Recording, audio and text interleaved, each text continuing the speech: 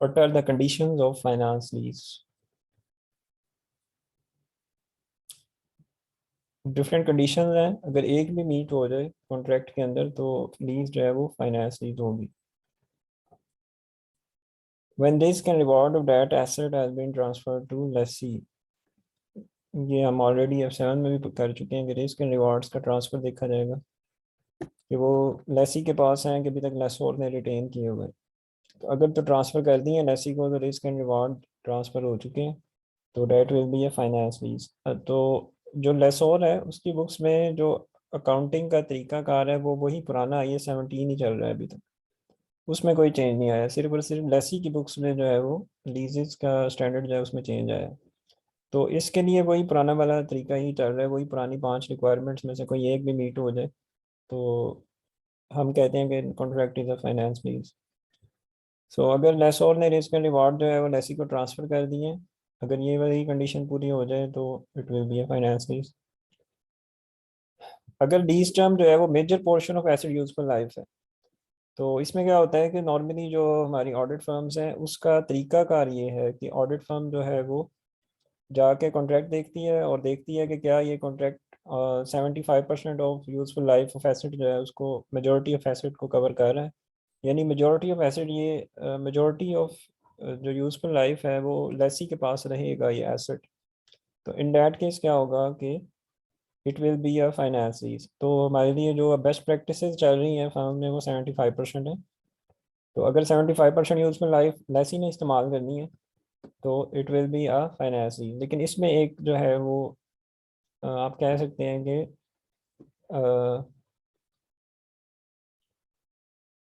एक इसमें special case है जो कि आइडेंटिफ इंडेफिनिट लाइफ एसेट के लिए जो है वो है कि नॉर्मल एसेट्स के लिए तो 75% ऑफ यूजफुल लाइफ अगर वो एलआईसी इस्तेमाल करेगा तो उसको आप कहोगे कि ये फाइनेंस लीज है. लेकिन लैंड के केस में इंडेफिनिट लाइफ एसेट जिनकी लाइफ बहुत ज़्यादा होती है, तो मिसाल के तौर पे लैंड है, तो इस केस में अगर 20 साल का कॉन्ट्रैक्ट है, 50 साल का, 40 साल लाइफ का कॉन्ट्रैक्ट है, तो ये भी कोई ये आम सी बात है. ये कोई इतनी ज़्यादा लाइफ नहीं है, लैंड की 100 साल से भी ऊपर हो सकती है लाइफ.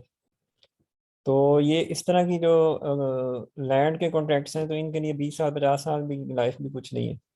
तो यहाँ पे जो 75% लीज टर्म वाला आपका जो स्टैंडर्ड है वो अप्लाई नहीं होता, ये कंडीशन लैंड के केस में अप्लाई नहीं होती. तो लैंड जो है इस इस कंडीशन के अकॉर्डिंग आप उसको फाइनेंस लीज नहीं ले सकते. लैंड का सिर्फ एक ही केस है फाइनेंस लीज बनने का कि वो क्या हो इंडेफिनिट लाइफ एसेट का या लैंड का यही हो सकता है कि एक ही कंडीशन में वो आपकी फाइनेंस लीज में आएगी कि अगर and of the lease term उसने जो है वो लेसी को ट्रांसफर कर देंगे आप.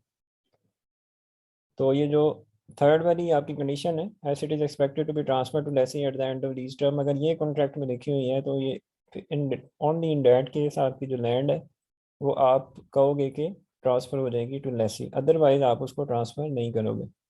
तो ये इस तरह का कॉन्ट्रैक्ट जिसमें लैंड के साथ या इंडेफिनिट लाइफ के साथ ये वाली शर्त अटैच हो कि वो लेसी के पास ही रहेगा कॉन्ट्रैक्ट के बाद भी, तो फिर वो फाइनेंस लीज का कॉन्ट्रैक्ट बनेगा. तो इंडेफिनिट लाइफ के ऊपर ये 75% वाला रूल अप्लाई नहीं होता. देन आ जाते हैं फोर्थ कंडीशन पे, present value of minimum lease payment is almost equal to fair value of asset at start.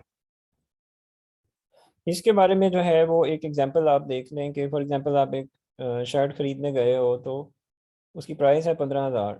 तो आज आप अगर पे करो 15,000 कीमत पूरी पे करो तो वो शर्ट पूरी की पूरी आपको मिल जाएगी.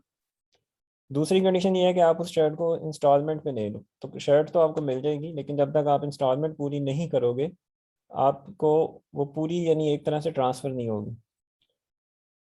तो अगर आप इंस्टॉलमेंट में ले रहे हो, फॉर एग्जांपल आपने उससे कहा है कि मुझे आप 4,000 की 5 इक्वल इंस्टॉलमेंट्स पे आप मुझे दे दो. इंस्टॉलमेंट्स पे ज़ाहिर बात है वो ज़्यादा चार्ज करता है. तो अगर उसकी प्रेजेंट वैल्यू जो है वो 15,000 है या 15,000 के आसपास है, तो इसका मतलब क्या है कि अब आपने कीमत पूरी अदा कर दी है तो अब चीज़ भी आप पूरी लोगे. तो इसी तरह अगर आपकी प्रेजेंट वैल्यू जो आप उसको पेमेंट्स कर रहे हो मिनिमम लीज पेमेंट्स या जो अमाउंट उसको आप दे रहे हो उसकी प्रेजेंट वैल्यू फेयर वैल्यू के बराबर है, इसका मतलब है कि आपने वो एसेट की जो प्राइस है ना वो पे कर दी है, तो अब वो एसेट आपका ही है. तो PV ऑफ MLP अगर बराबर है ऑलमोस्ट इक्वल है 90%, 95% आपने पे कर दी है उसकी फेयर वैल्यू आज की टर्म्स में, तो इसका मतलब क्या है कि अब आपने प्राइस पूरी दे दी है तो अब चीज़ भी आप पूरी लोगे. पांचवी कंडीशन ये है कि एसेट स्पेशलाइज नेचर का हो और उसको कोई और इस्तेमाल ना कर सके विदाउट मेजर मॉडिफिकेशन। तो ये तो अब आपको पता है कि अब जैसे फॉर एग्जांपल आपने एक जनरेटर जो है वो इंस्टॉल की है, तो वो जनरेटर लगाने के लिए खुदाई करनी पड़ती है, देन वो आप उधर लगाते हो। तो बगैर मेजर मॉडिफिकेशन के फिर उसको निकालना भी आपके लिए मुश्किल होता है। तो इस तरह के जो एसेट्स हैं, these are the examples of finance lease. अब इसकी एक एग्जांपल करते हैं।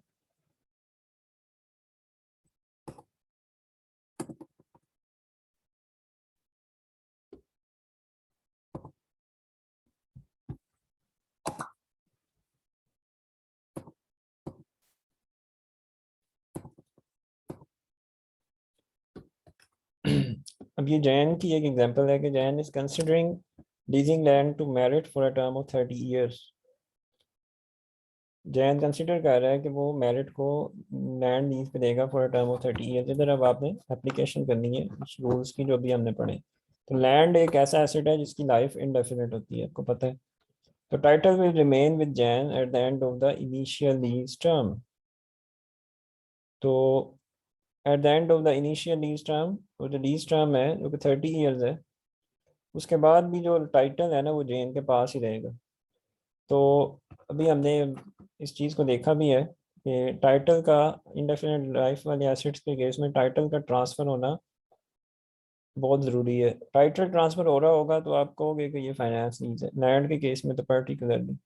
तो टाइटल तो ट्रांसफ़र नहीं हो रहा, तो वो जो टाइटल वाली है वो रिक्वायरमेंट यहाँ पे पूरी नहीं हो रही। Merit can lease the land indefinitely at a small immaterial rent at the end of the lease or may purchase the land at a 90% discount to the market value after the initial lease term. अब जो merit है जो कि लेसी है आपका, वो 30 years पूरे होने के बाद भी जो है ना इसको चाहे तो लीज पे ले सकता है, इमटेरियल रेंट पे करके भी ले सकता है लीज। फॉर एग्जांपल अगर उसका उस वक्त रेंट 10,000 है तो ये 1,000 पे करके इसको फर्दर लीज पे मजीद ले सकता है आफ्टर 30 ईयर्स भी। और मे परचेज द लैंड, और अगर वो चाहे तो इसको खरीद भी सकता है इस 30 ईयर्स के बाद at 90% discount to the market value after the initial lease term. यानी कि 90% डिस्काउंट पे उस वक्त अगर उसकी वैल्यू 1 करोड़ है तो ये 10 करोड़ 10 लाख रुपए पे करके आफ्टर 30 ईयर्स उसको खरीद सकेगा। तो मेरिट के पास दो ऑप्शन अवेलेबल हैं और दोनों ही बड़ी फिजिबल ऑप्शन हैं, और ये लाइकली है कि वो इसको क्या करेगा, गेन कर लेगा इन ऑप्शंस को। अच्छा, यहाँ पे जो अब कंडीशन आप देखें तो एक पूरी आपको होती नज़र आ रही है कि ऐसा लग रहा है कि जो उसने जो इंस्टॉलमेंट में जो किराया जो वो रिसीव करेगा उससे वो आज की फेयर वैल्यू इन 3 सालों में 30 सालों में वो जो PVF MLP है वो उसके थ्रू ये आज फेयर वैल्यू जो है वो रिकवर कर लेनी है इसमें। उसके बाद भी फिर ये क्योंकि इसकी फेयर वैल्यू अब रिकवर हो गई है तो अब ये क्या करेगा कि अब इसकी कोशिश ये है कि उसके बाद भी जो है ऐसा कुछ आता रहे लैंड्स।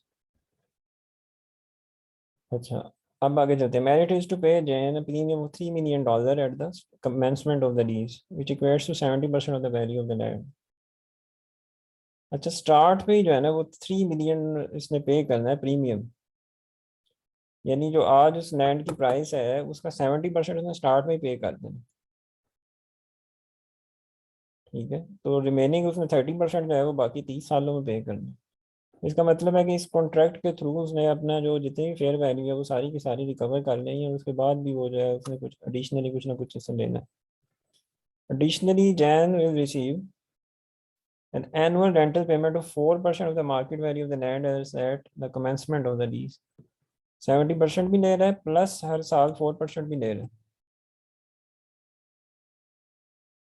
30 साल के लिए हर साल 4% market value of the land का भी लेगा। ये तो बहुत ज़्यादा प्राइस इसे 30 सालों में कवर कर रहा है, यानी वो 30 सालों में पूरी तरह अपनी अमाउंट जो है वो उससे ऊपर प्रॉफिट भी कमा जाएगा, बड़ा डबल ट्रिपल अमाउंट ले रहा है। तो डायरेक्टर जो है वो अनश्योर है as to whether the lease should be classified as a finance lease और एन ऑपरेटिंग लीज। पहला जो रूल है वो ये है, हमने भी देखा था कि आपने क्या देखना है कि ऑपरेटिंग ली जो लैंड का केस है या जो इनडेफिनिट लाइफ एसेट है वो नॉर्मली वो फाइनेंस लीज में नहीं आएगा, बेशक उसका 30 साल का भी लाइफ का कॉन्ट्रैक्ट क्यों ना हो। लेकिन अगर वो एक शर्त होती जो कि इसने शुरू में कैंसिल कर दी है कि अगर तो and of the lease term पे टाइटल ट्रांसफ़र कर रहा होता, ये नज़र आ जाता कॉन्ट्रैक्ट में कि 30 साल बाद इसने ये ज़मीन उसको दे देनी है, तो वो एज सच क्लियर कट तो नहीं लिखा हुआ कि ये लीज टर्म ख़त्म होने के बाद ये शिफ्ट हो जाएगी लेसी को। लेकिन उसको कुछ ऑप्शन इसने ऐसी दी हैं जिससे लग रहा है कि ये परचेज कर लेगा या इसको ट्रांसफ़र हो जाएगी। और जो अमाउंट ये रिसीव कर रहा है उसे जैन, वो भी ऑलमोस्ट फेयर वैल्यू सारी की सारी वो इस लाइफ के दौरान रिकवर कर रहा है, बल्कि ऊपर भी कमा रहा है, उससे बहुत ज़्यादा पैसा चार्ज कर रहा है। तो इससे यही लग रहा है कि ये अब लैंड जो है ना, ये मेरिट के नाम पे ट्रांसफ़र हो ही जाएगी। तो it is seems a finance lease case. Let's see answer देखते हैं। If a lease transfers substantially the risks and reward of ownership to the lessee, then the lease is a finance lease.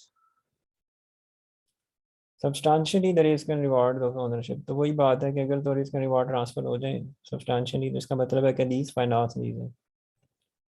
की indication of a finance lease include IFRS 16 के according वही बातें कि lease transfer ownership of the asset to the lessee by the end of the lease term, कि end of lease term पे ट्रांसफर हो जाए और major part of the economic life वही 75% वाला रूल हो। Start of the lease the PV of MLP amounts to at least substantially all of the fair value of the leased asset। तो ये वाली शर्त जो है ये तो पूरी हो रही है। स्टार्ट ऑफ द लीज पे जो PV अगर आप निकालो आज के अकॉर्डिंग किसी भी रेट पे, तो उसे फेयर वैल्यू तो वो जो कीमत है वो पूरी दे चुका है, तो आप वो चीज़ भी पूरी लेगा।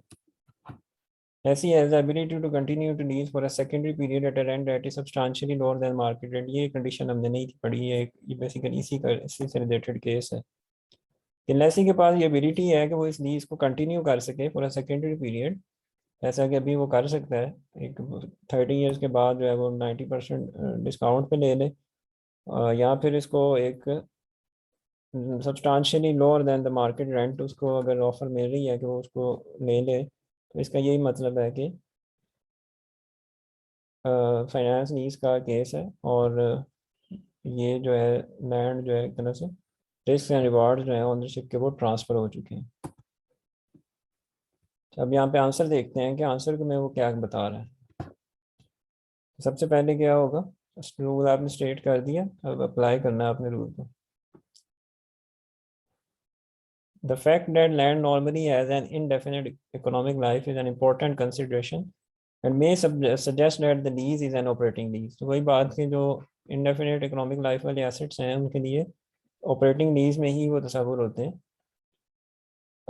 जितनी मर्जी उनकी लाइफ के लिए लीज की जितनी मर्जी लाइफ हो उस पर उन पर असर नहीं पड़ता। लेकिन a lease of land could still be classified as a finance lease if other criteria are met। तो वो जो क्राइटेरिया है ना ट्रांसफ़र वाला, उसके बगैर भी आप उसको फाइनेंस लीज में ट्रांसफ़र कर सकते हो, या उसको शामिल करके भी आप फाइनेंस लीज में, यानी वो क्राइटेरिया अगर मीट कर जाए कोई और फाइनेंस लीज वाला, तो फिर दूसरे क्राइटेरियाज के अकॉर्डिंग उसको फाइनेंस लीज में ही आप ट्रांसफ़र कर सकते हो। अब इस केस में अगर हम देखें तो एक ऑप्शन आ रही है कि लीज सब्सटेंशियली मार्केट रेंट से कम पे करो, या डिस्काउंट 90% डिस्काउंट पे चाहो तो खरीद भी लो। तो ये ऐसा लग रहा है कि लेसर जो है वो इसको ऑप्शन को जो है वो अवेल करेगा।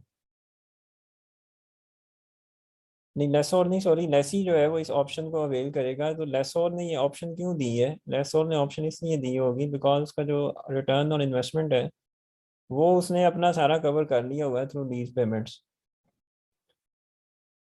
ठीक है, तो लेसोर ने अपना जो ROI है वो मेनली कवर कर लिया है थ्रू लीज पेमेंट्स,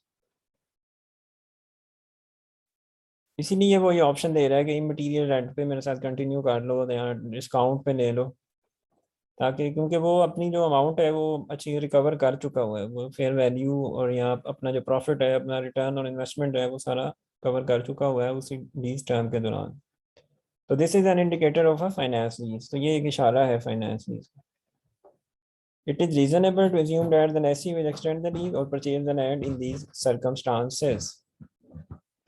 तो इन हालात में ऐसा फ़र्ज कर लेना बेहतर है कि lessee will extend the lease or purchase the land। It would appear that the minimum lease payments would equal to the fair value of the asset। given the fact that the lease premium is 70% of the current fair value and the rent is 4% of the fair value for 30 years. As a result of the above, the lease is the finance lease. वही बात के 70% जो है वो शुरू में ले लिया, फिर 4% of the fair value जो है वो 30 साल तक लेगा, तो fair value तो वो ऑलमोस्ट उससे ज़्यादा ही कवर कर जाएगा। तो इससे भी ये नज़र आ रहा है कि ये फाइनेंस लीज का कॉन्ट्रैक्ट।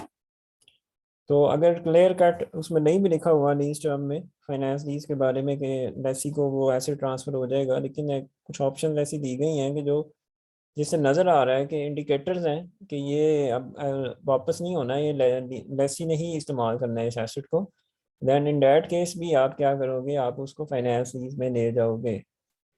तो लैंड नॉर्मली ऑपरेटिंग लीज होगा, लेकिन अगर इस तरह के कुछ इंडिकेटर्स हैं कॉन्ट्रैक्ट में, मार्केट वैल्यू रिकवर कर रहा है, चीज़ की कीमत पूरी दे रहा है, तो फिर चीज़ भी पूरी ट्रांसफ़र होगी उसको।